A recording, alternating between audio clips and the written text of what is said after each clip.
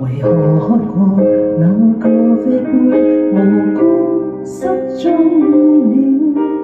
家裏卻彷彿增添了信本身書。為何你那從頭換去紅，再找不到花樽的花，偏偏天天轉色？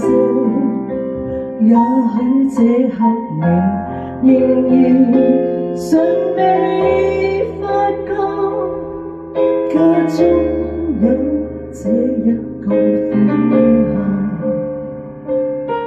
時時漏夜冒昧探你，將瑣碎東西帶走，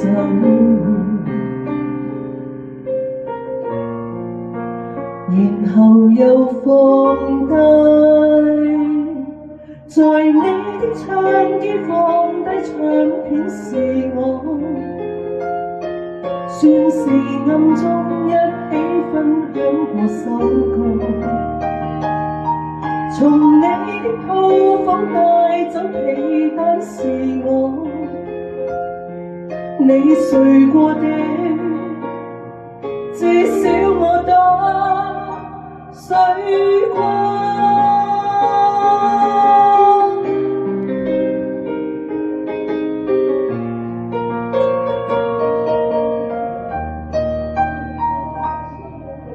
為何那個故障手機無故收好了？梳妝台怎麼這麼煩，沒有香水？為何有雨門前就突然有一把心，想補的相偏偏天天變少？也許這刻你仍然尚未發覺，家中有這一個風夏，時時漏夜冒昧探你，將瑣碎東西帶走，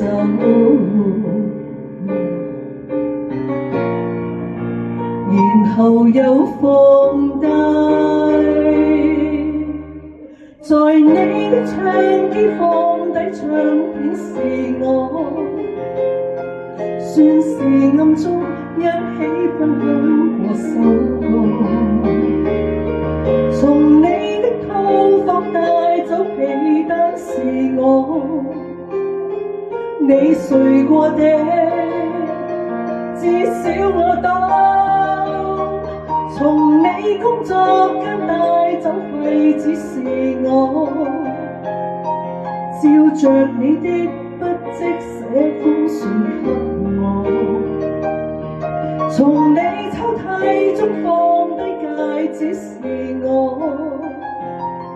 你就算知也不會想是我。